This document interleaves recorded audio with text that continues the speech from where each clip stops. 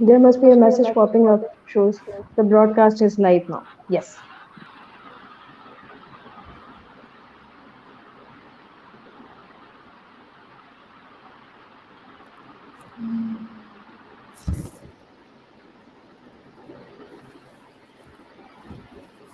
Yeah, I guess we are live now because We are live. yeah, we are live. Finally, we are live. Yes. So shall we start or we need to wait for the participants to join in? We need like at least 10 to 15 participants to start so that we can know okay someone is watching or someone is benefiting from it. Yeah.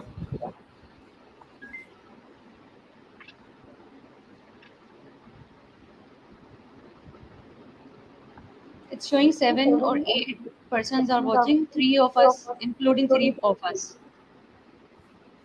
Okay. I guess we can wait a couple of minutes and then we can Yeah. begin. Yeah.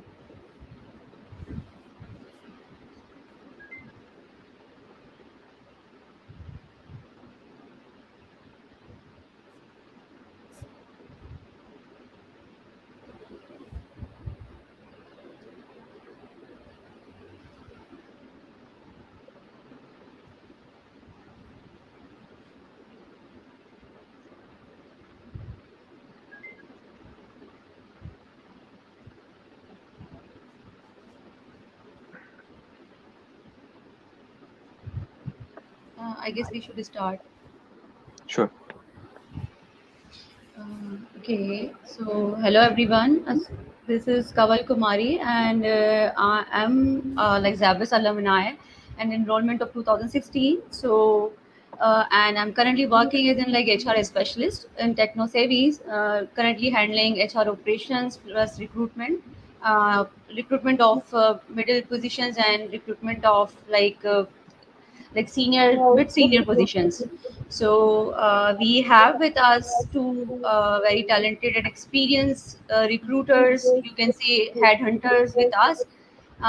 First one is like Miss Mehreen Mansoor, and currently she is serving as in like manager talent acquisition in HRFirst, one of the finance consultancies in Pakistan. And along with it, she is also the alumni of SZABIST, and she's enrollment of 2005, I guess. And we have another speaker with us, Mr.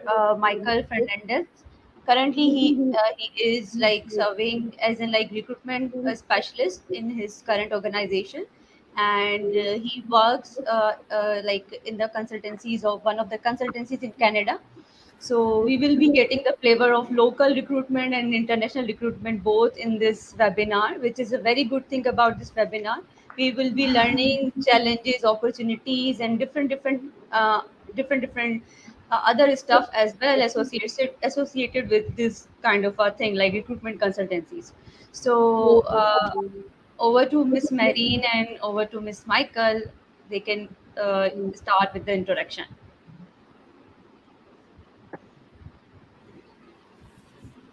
Okay, so Thank I you so guess much, Miss Kawal. And Mr. Michael, I want you to start your introduction first. okay, no problem. I can go first. I've been associated with Zabis since 2010. I started off my bachelor's program there in the batch of 2010. It was my bachelor's in computer science, actually. So, a different industry, a different field there. But I very soon realized that I wasn't going to continue with that. And I eventually, right away, right after completing my bachelor's, I moved to MBA and completed my MBA in HR. After completing my MBA in HR, I started off my career with a software fintech company where I started as an HR executive. I worked there for around 3 years and I mainly looked after recruitment. So I got like a flavor of corporate recruitment there. I then moved to a manufacturing concern and a multinational, Schneider Electric, where I worked for a little over a year. And that role was different. It wasn't in recruitment, it was more in HR services. So I was looking after payroll and policies and day to day operations. And I then moved to Canada, where I move towards the recruitment and staffing agency consultancy kind of role. Started off by working on LI jobs. LI is light industrial jobs. And now my role is a little different. I'm looking after recruitment for a lot of different kinds of organizations, which include engineering, IT, corporate, a little bit of everything. So that's my current position. I'm at Acara Solutions as a recruitment specialist. Thank you Okay, so thank much, you so Mr. much, Michael. Mr. Michael. So, Assalamu alaikum everyone. This is Mehreen Mansoor. As Miss Kamal has already, gave a very brief introduction about myself. So, I'll start Achha, introducing sorry myself. to interrupt. Sorry to interrupt, Ms. Mary. Your video is paused, so we cannot see you to move. Is it fine now? Your picture is just showing. You are not movable. Like it's not movable. Is it fine now? No, not yet. Mr. Michael, can you see our video? Yeah, I can see the video, but it's the same issue with Miss Yeah. Marines. I think it's frozen. So Hmm. maybe she might have to leave and rejoin, but we can hear her. Yeah. We can hear her, but we cannot see her. Is it fine now? Yes, I've just changed my internet connection. yes, it's better Yeah. now. Yeah, it's better now. Sorry for the Okay, interruption. okay. Thank you so much. No issues, Miss Kawal. So I'll start introducing myself by giving you a brief idea about my association with ZABIST because my association is still continues and it started with the year 2005 when I did my MBA, Masters in Business Administration in majors in Asia from ZABIST. Then, just after completing my MBA, I started working with an HR consultancy whereby I learned a lot about talent acquisition, training and development, and HR projects. Just after that, I moved towards some different sectors as well, like banking and multinational textile, buying houses, and then after a decade and so I wanted to pursue my educational background once again. So the first name that came in my mind was definitely Zabis because of my wonderful experience doing my MBA from there. So in 2017 I did my MS from Zabist, and currently I am associated as a PhD candidate from here. Being a research candidate, I have, Alhamdulillah, a number of research studies in the areas of recruitment and organizational psychologies.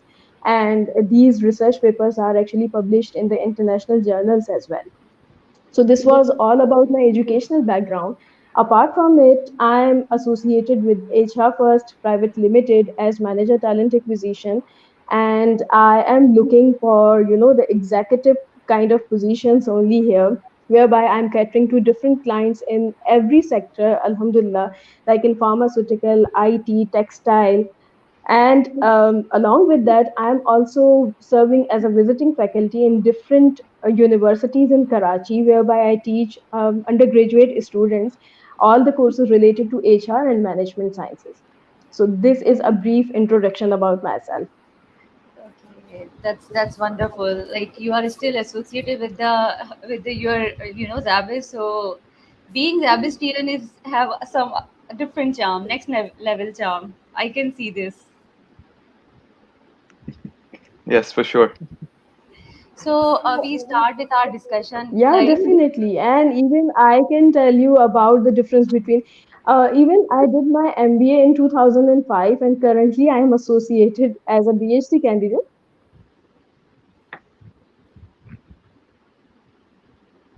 Yeah, please.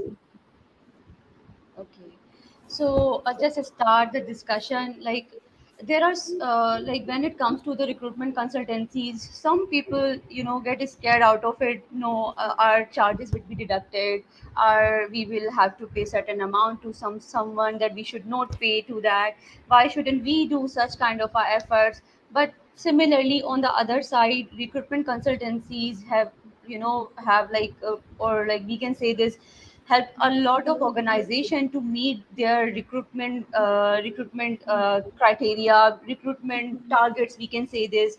And along with it, not only the target but cost. Yeah, recruitment consultancies have also minimizes the cost of hiring cost, which takes a lot of time of different organization, so that uh, helping to recruit, to have someone on board, a quality candidate on board with your for your client, is itself honor to for the recruitment consultancies firm, so that they can they can look after their other operations like payroll, employee engagement, and other tasks associated with the HR and some other function or some other departments as well. So while going through all such things, Miss Marine and Sir Michael, can you just put a light on some issues like how recruitment consultancy is fulfilling the demand and supply gaps in order to fulfill all such kind of a gaps in terms of the hiring thing or in terms of the employment gap, to fulfill the employment gaps. Yeah, In Miss fact, Mehreen, I if you would would like to say, go Ms. first. Kanwal, that I would say that any position that comes to a recruitment is actually already being, the corporate sector has already worked on those positions already. So these positions are come to us, which are very much challenging in a way that there could be two reasons for that. One reason that that position is already been means the client has already tried a lot in order to find the suitable candidate for that position and they are failed to do so. Secondly, the position is itself is very challenging, that it needs a lot of effort and hard work in order to find or reach the targeted candidate. So the first thing or the first challenge in order to fill that position is that already the client has it himself, because we have a limited number of pools available for the candidate for these critical positions. So the client, if the client has already have reached them out and they could not be able to find suitable candidate for them, so availability of the candidates is already being shrunk for us. So we are actually facing a lot of challenges in order to fill that position. I I guess. guess lost connection there, but I can continue on with this topic Yeah, sure, while Miss sure. Mehreen, tries to figure out the connection issue. So she's correct when she says that uh, the roles that come to a recruitment agency are always the ones that are the hardest to fill, because usually organizations do have an internal talent acquisition team that is working on the recruitment needs that they have. It depends on how many positions they have open and what's the criticality of each position. So, in most cases, if there is a particular position that the internal team is struggling with, as Ms. Mehreen said, like there might be some positions that they've already worked on for a couple of months and they still haven't been able to find the right candidate. That's when they would eventually try and reach out to an agency to assist them with that particular role. So, coming to the responsibilities of a recruitment or a staffing firm, you already know that the roles that are going to come towards you are going to be harder to fill. Number one, because that's the reason why any organization would come to you, because they're expecting you as with your expertise to be able to meet their requirements and their needs. But at the same time, that's what the recruitment agencies specialize in, so there's nothing to shy away from. In fact, uh, each recruitment agency and each firm is priding themselves in the fact that they will be able to fill that position for you, and that's where their recruitment strategies come in, where that's where the tools that they have come into play, because a lot of corporate organizations would not invest financially into the tools that would help them find the right candidates, whereas a recruitment agency or a staffing firm would spend their financial assets on such tools to help them fill the positions that would be harder for the corporate side to fill.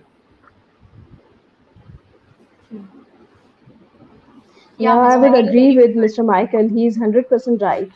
And these positions are, although these positions are very critical, and we know that these are not easy to fill out, but we try to, just fill them out because we know this is stuff. And we believe that we are actually believing on a long-term relationship. It's not only one time filling out those positions. So we always try our level best that the client would come to us again for their future needs as well. Yeah, Yes. definitely, definitely. Miss Marian and Mr. Michael, like there are so many things in the recruitment world right now. Like we can feel this, recruiter. The word recruiter has been, altered now. From like it's like firstly it was a recruiter, now it's like a headhunter. Now it's coming in some other. terminology with the name of technical recruiter. We can see this, the technical recruiters demand have been increased day by day. After pandemic, we can see that IT export industry has been, has been like, what we can see that like has been increased its export kind of a thing. So there is a boom in the IT industry, and the technical recruiters are in now very much in demand. So my question over here is this: like, how you guys try your best in order to fulfill like technical position like this. These kind of a person are hard to find in market. Like there are only few person in the market who can have technical skills to work on. So how you both go about it? Yes, you're right, Miss Kaval, because after this pandemic, I have also seen that a number of different clients have been introduced to us whereby they need, IT related positions. And in fact, it's not only IT related position, Kaval, but I would say that when you are catering to different industries, different like clients, whether it's related to pharmaceutical, whether it's related to IT or any other sector as well, you need to understand that position very well. Since we are in, we are having a background of HR, but we need to understand what do we call as a product manager when it comes to a pharmaceutical industry. We need to clearly understand the job description when it comes to a software development leader. So these are, it's not only related to IT, but when it comes to different clients, different industries, you need to understand their job description very well, because when you started communicating with the candidate, you will be faced a lot of questions aroused from the candidate side as well. Hmm. So if you are not able to, just satisfy them, then definitely you could not be able to find that suitable candidate. And as far as my background is concerned, like I am also here that I am also, filling these IT related positions here. So my background is also related to computer science. So it's very easier for me to understand these job descriptions when it comes to, IT related positions. So definitely, because the recruitment agency's business has evolved with the passage of time as well. So now every recruitment agency has different, candidate, different uh, people are available with them who can fill technical positions, who have a criteria there so that they can understand each job description very well. So then it's very easier for them to fill these positions. Okay. Excellent. I can add on to that. So, Miss Mehreen was correct when she said that there's a lot of technicalities that come into play when we're recruiting for any industry. It could be IT, but it could also be, as she said, pharmaceutical, it could be engineering. So, the most important and critical thing before you start your recruitment or before you start your search on any position, and I'm sure each agency or each consultancy has their own way of doing it, but with my experience, I can say that we always have an intake call with the client. So the intake call is the step where you get to learn in depth about that particular position. So any questions that you have about that role that you're going to work on, you would clear out during that intake call. Because as Ms. Marine said, when you're speaking with candidates, you're probably trying to explain to them the position, because let's say you're headhunting someone on LinkedIn, right? So you're approaching them and you're telling them, hey, I've got a good opportunity that I'd like to talk to you about. And if they do agree to talk to you, you should have all the answers.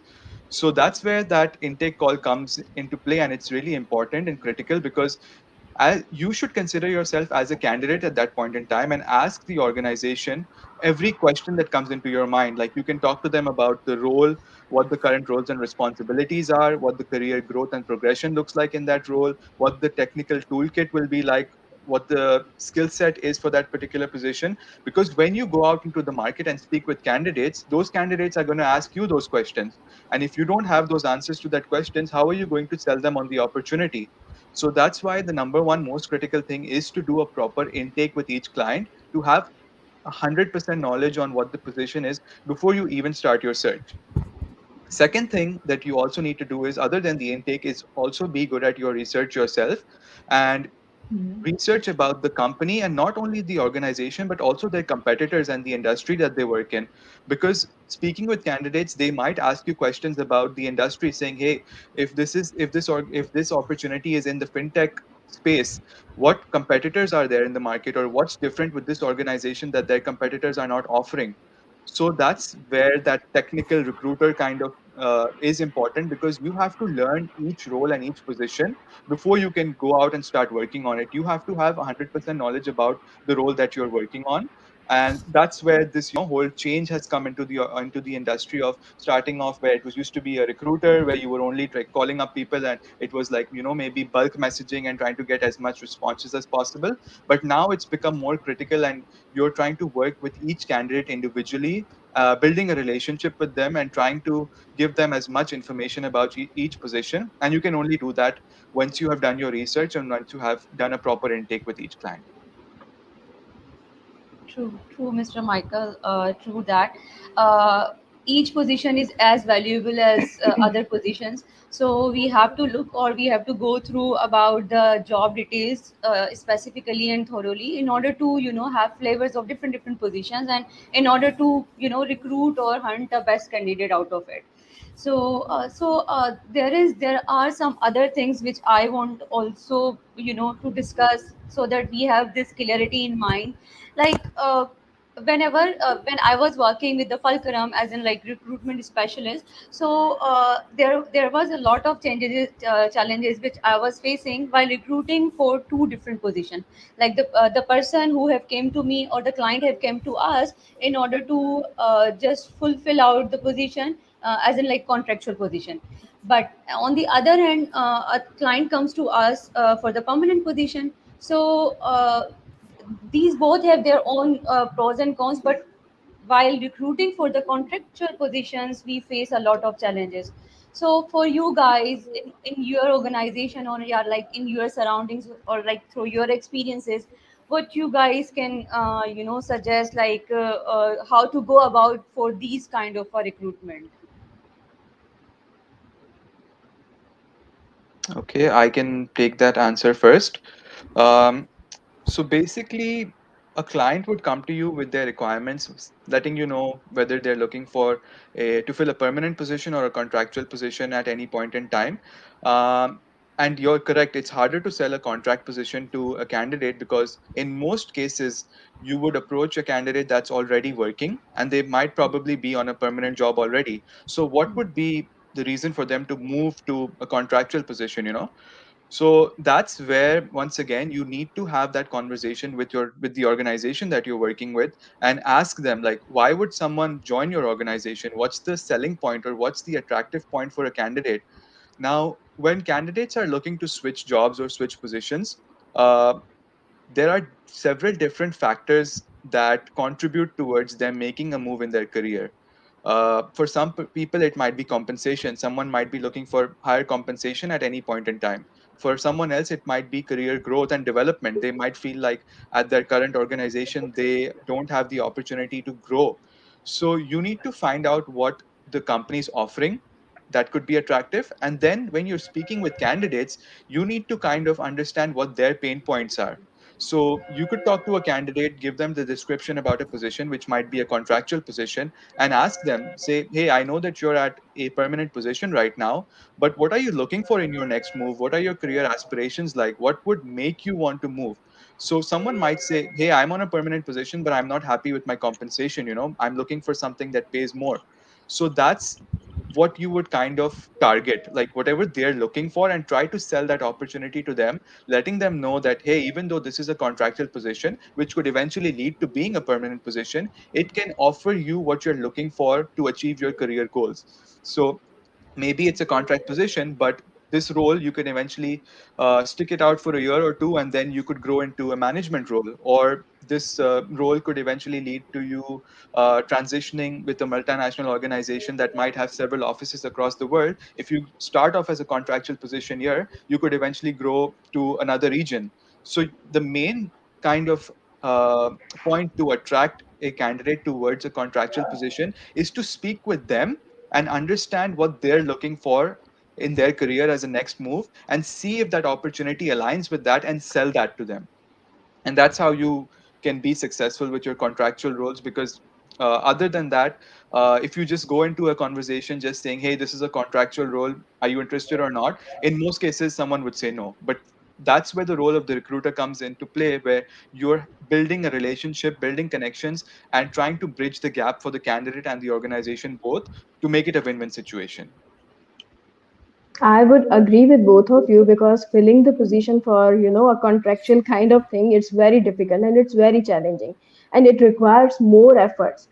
For me, actually, I do not have such experience whereby actually I filled out these contractual kind of positions, but it's all about selling the position. Mr. Michael is 100% right that you just need to dig out, like you can give them, some perks, and you can just highlight some perks and benefits associated with that contractual position. And one more thing that I would like to add here, because Mr. Fernandes has already given a very brief idea about how to fill these positions. So one thing that I would like to mention here, that when we are going to fill out any contractual kind of position, we always try to reach those candidates who are, like if we are searching a position for a national company, then we should go for, some local kind of or a very not very renowned kind of company. Then that would become a very highlighted point for the candidates that, oh, I'm working in a very, less renowned company. So that position, although it's a contractual position, but that would give me a very, branding kind of thing. I would be working with a very renowned employer now. So definitely I would agree with Mr. Fernandez that we should highlight the benefits associated with these positions. Otherwise it's very difficult to convince a candidate for contractual kind of positions, because nobody is going to prefer, everybody is just looking after these permanent position. But one more thing that can help in those kind of conditions, when it comes to outsourcing position, when we are outsourcing a particular position, it's also a similar kind of stuff, but then you won't be on the payroll of the employer, but you are on a third party contract. Then over there it could be a, a more easier kind of stuff as compared to when you are just reaching the candidates for the contractual positions. Yeah, yeah. Some of the companies, some of the consultancies do work on this model, like Yeah. to outsource their payroll, or to so that is more convenient than the other option. Like, yeah, just a contractual position, and that's what I have summed up of this question. Like, there has to be an element to convince a candidate in order to hire for a contractual position, or in order to bring him or her from permanent to the contractual position. So Mhm. yeah, I do agree both of you. Another thing is that I just this a random question from my mind.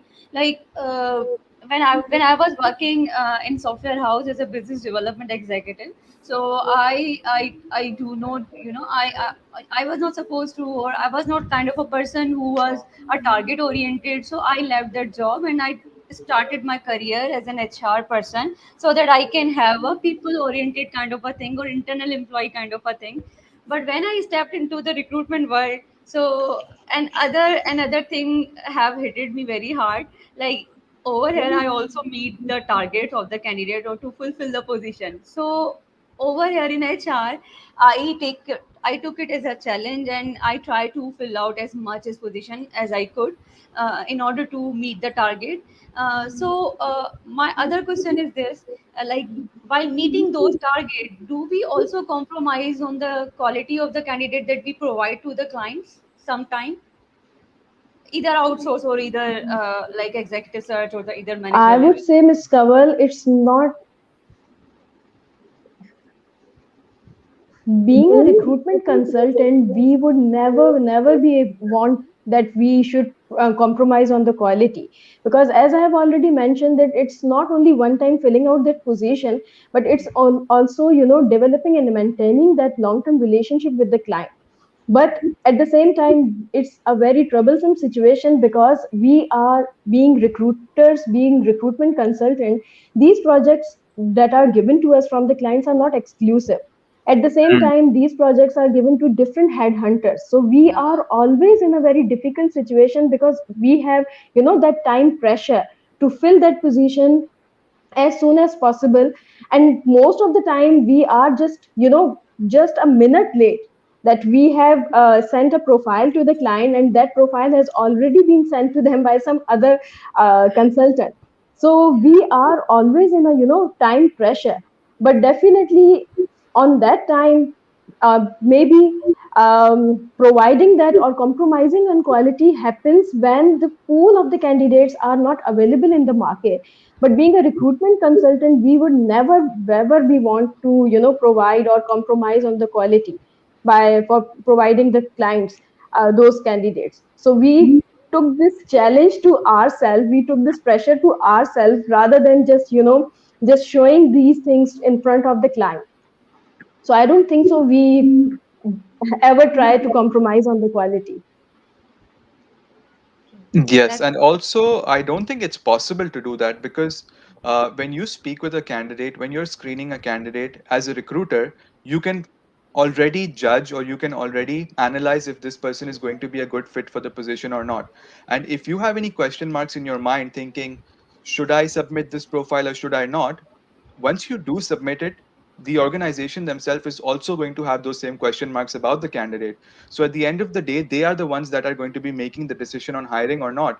And if you submit a candidate that is below par to them, they're not going to be hired. So it doesn't make sense to just submit a profile just to complete your numbers. The only Exactly. condition where you Yeah. should submit the candidate is when you're at least 80 to 85% sure that this person does meet the criteria and there is a high chance of them being hired, because submitting profiles to the job is not going to help you in any way. The end of the day, your ultimate goal is to fill the position. So submitting lower quality candidates is a waste of time in some essence.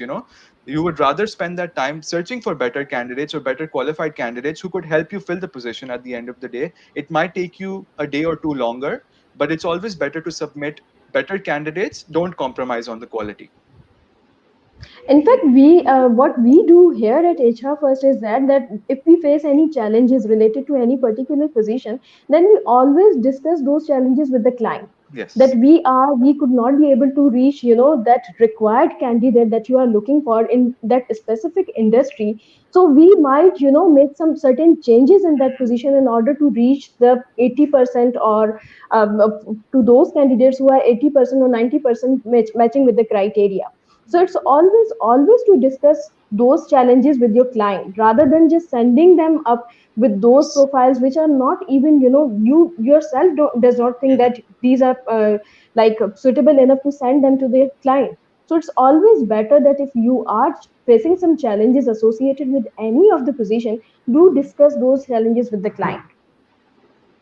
true, true. Yes, for sure. That's 100% correct because your client will appreciate that conversation and that open communication more rather than you submitting Yeah. profiles that are below quality. They would appreciate you as a business partner and say, this agency or this consultancy that we're working with is open enough to, help us through the challenges rather than just sending anyone.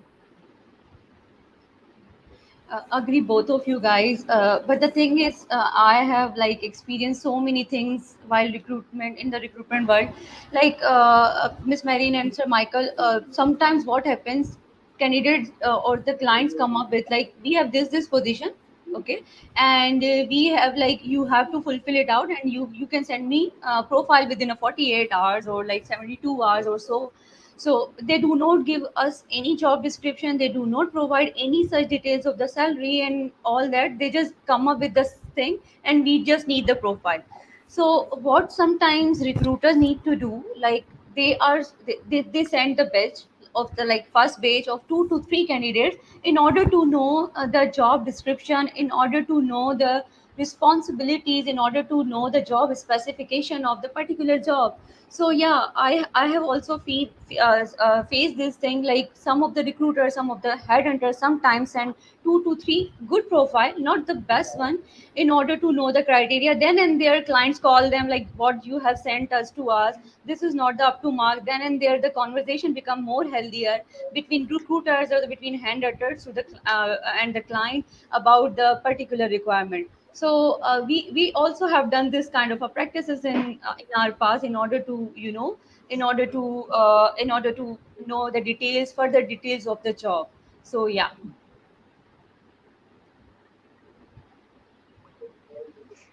So there are other things as well which I want to discuss now.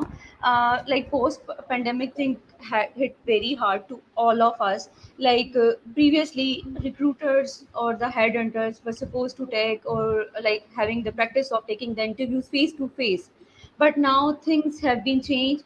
Candidates even do not bother to step out of their comfort zone in order to in feel of the like insecurity of having COVID or such kind of a stuff. So in this thing, face to face interaction has been completely not completely, almost have been abolished. So in your experience, what you want to suggest, like this kind of a thing, like pre-screening thing, or like second or the first interview thing should be taken on Zoom, is enough criteria to judge a candidate in order to filter out for the profile or in order to filter out for the particular job role?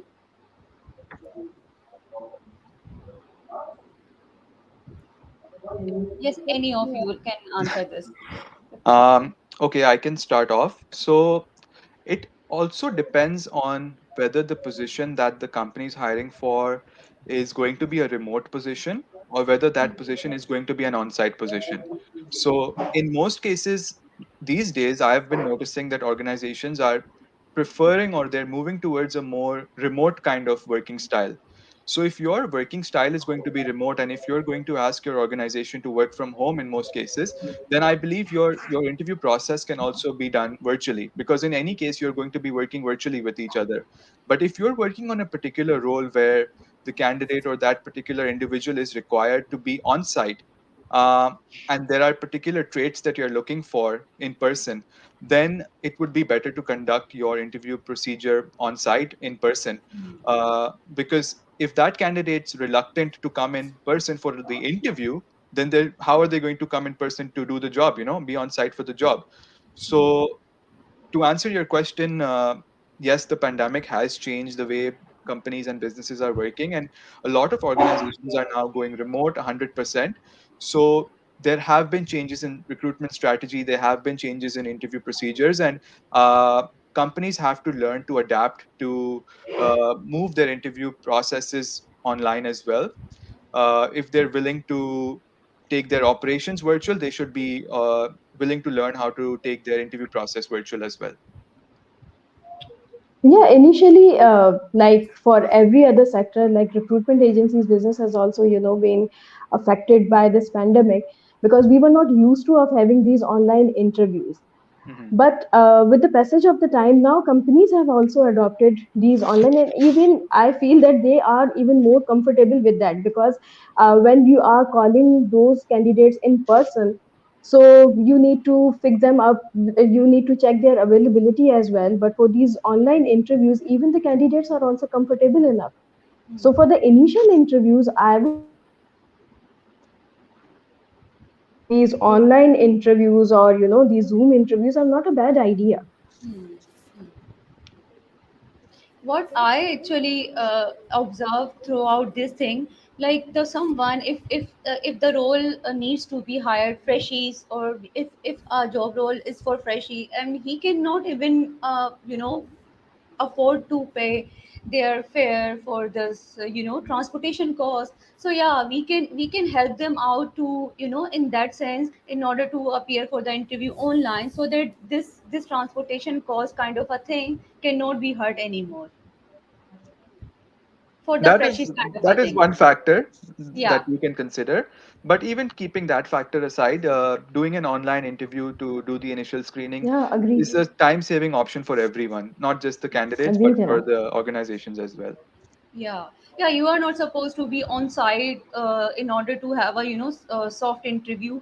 But yes, for the technical interviews, you have to be on site physically. You can say this. Mhm. So this is kind of a thing. And Acha, Sir Michael and Miss Mehreen, I just want to talk about from the candidate's point of view right now, like how like CV.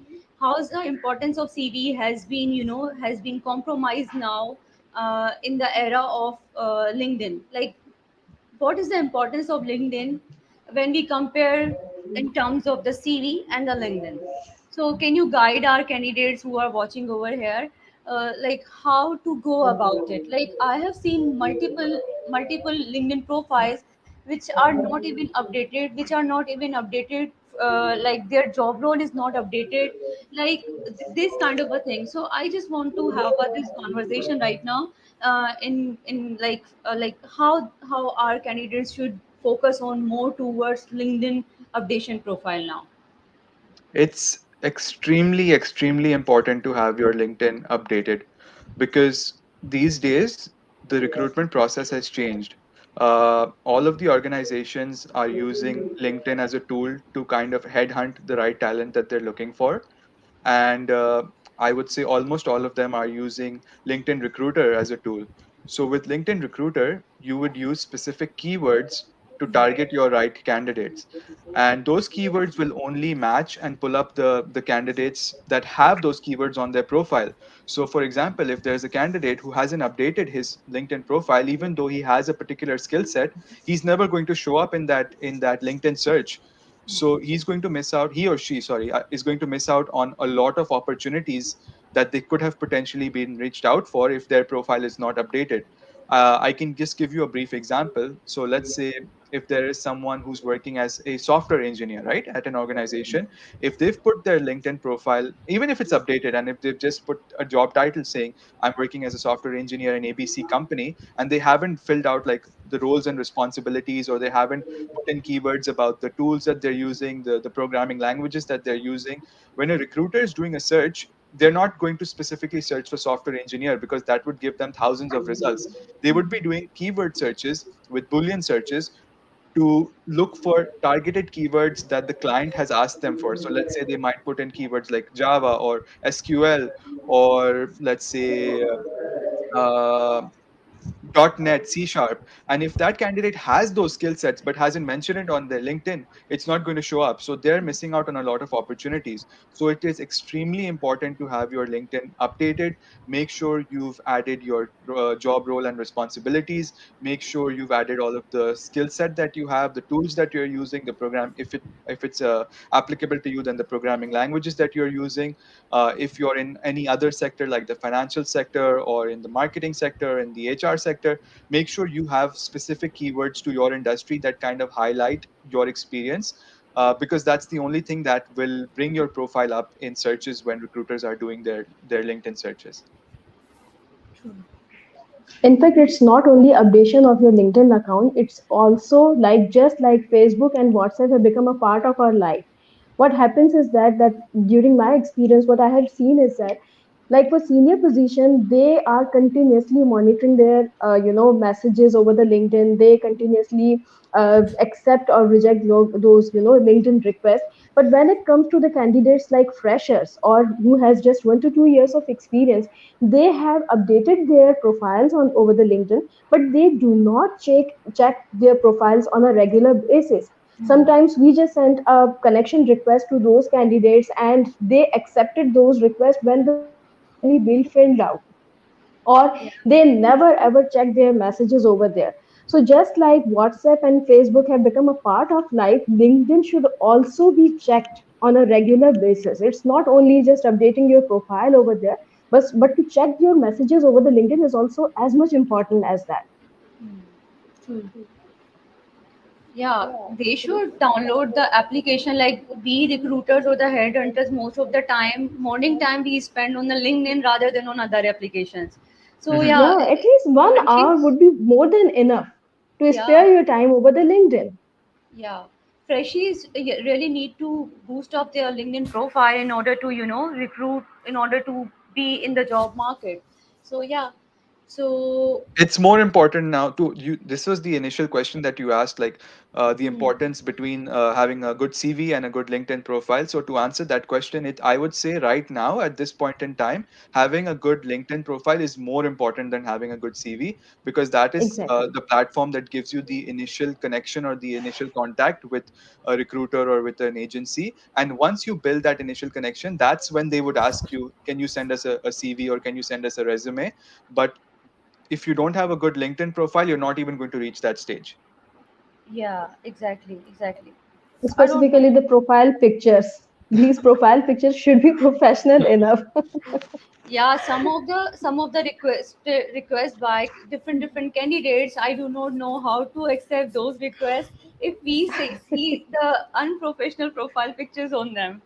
So Mhm. yeah, Yeah, yeah, this should be the key area, like where to, like, to cover picture, like to your profile picture should be very very professional in order to attract request, or in order to accept the yeah, connection request.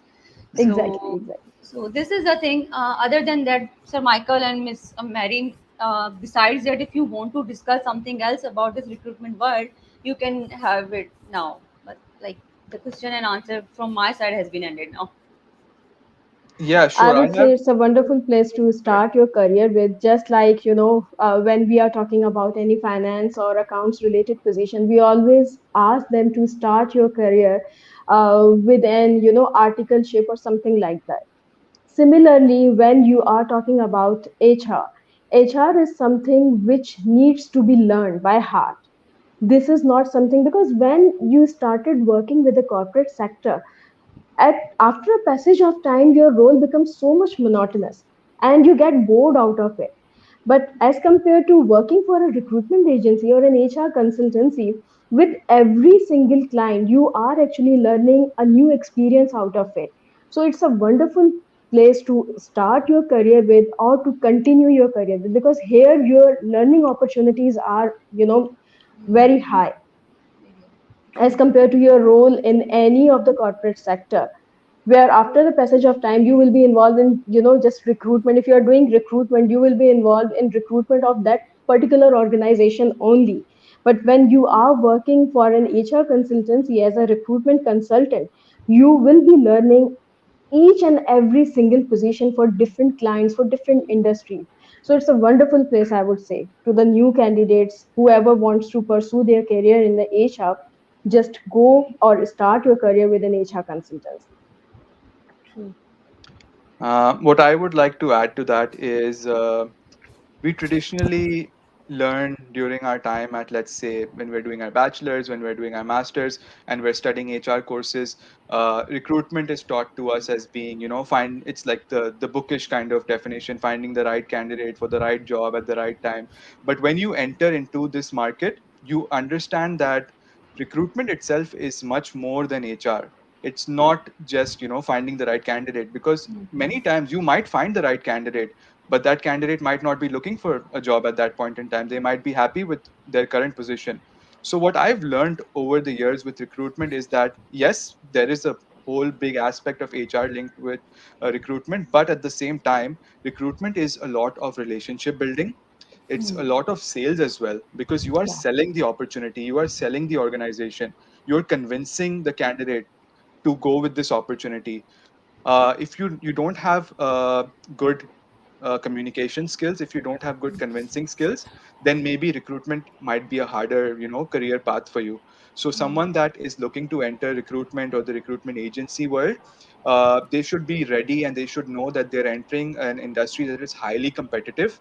They're entering an industry that is going to require them to be very good at building connections and relationships, and also selling. Like, you can't be a good recruiter if you're not a good salesperson. You need to be able to sell the opportunity to the candidate.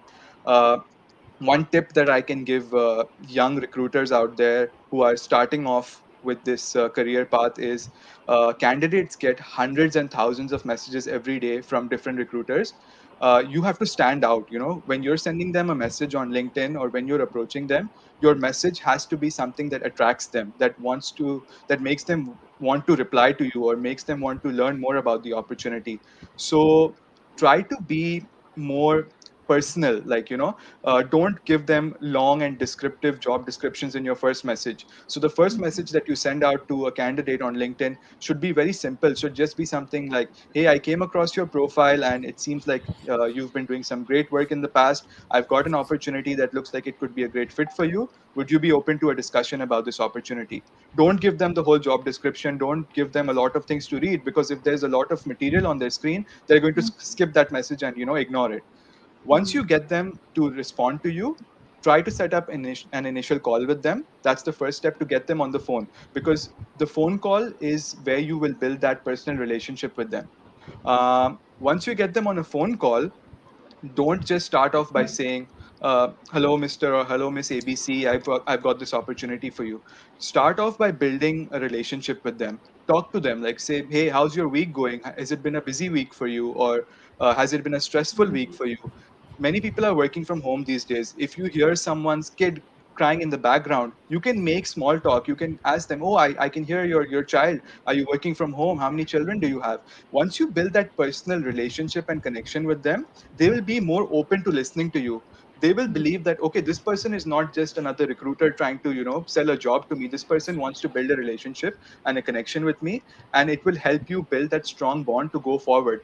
And it will give you that edge over other recruiters, because at the end of the day, we are all humans, right? And everyone's working towards a better career and building their career. So try to be someone that helps each candidate, not just another recruiter who's calling them to fill a job. So that's one tip, or one kind of point that I could give to the students that are thinking of moving towards this industry. Try to focus more on personal connections and try to focus more on communication. At the same time, like, have a strong focus on HR, but these are also skills that are very important for this industry. True. True. In the end, it's all about building networks. And as far as I know, like meeting with the clients, or like talking to the clients and to know the clients and their requirements along with the candidates as well, benefited you anyhow, like in terms of the network, in terms of the, either you will be building the database, either you will be building the relationship with your clients. So yeah, from every perspective, it's healthy to pursue your career, or to start your career with the recruitment, as a recruitment consultant or the recruitment executive.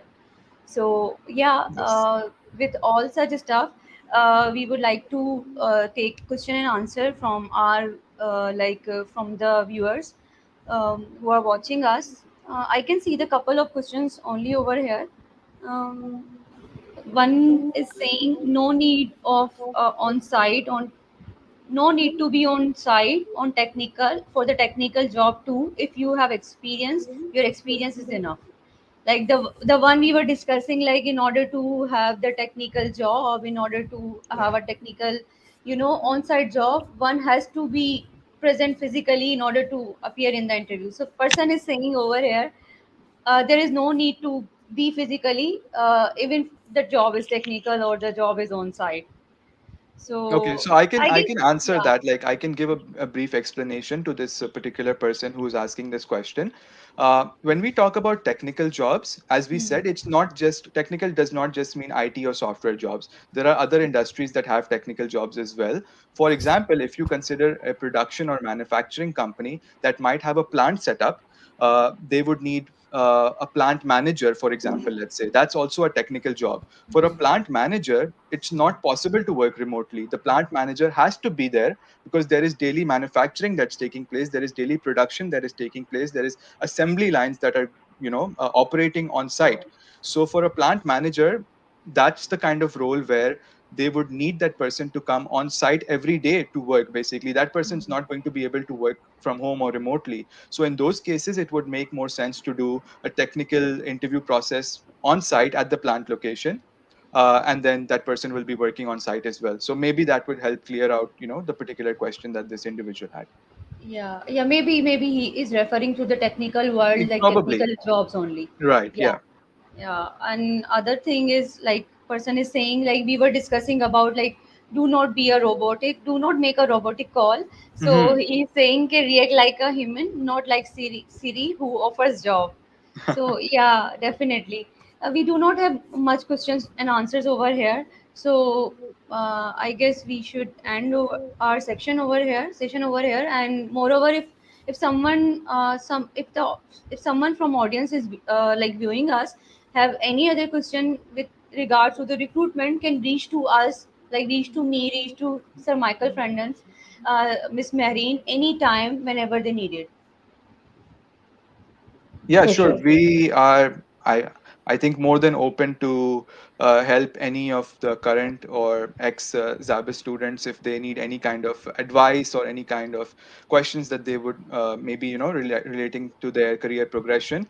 Yeah. We all have our LinkedIn profiles. If anyone out there would like to connect with us to ask us anything in particular, we're more than open to help you out and, answer or discuss any of the queries that you have. Yeah, yeah, true. Yeah, So, definitely, definitely. We are open so to it. yes. So just thank you so much, Sir Michael and Miss Marine, for your time, for your precious time out of your busy schedule. You might be having some other work left for the day. So, and Sir Michael so have started just his day now. So good luck Yes. for the entire day. And Miss Marine, thank you so much for your cooperation. Yes. Thank you both as well. Thank you so much, Ms. Kanwal, for hosting this session. It's a wonderful session, and we had a wonderful time with you. Thank you so much to both Thank you of so you. much. Okay.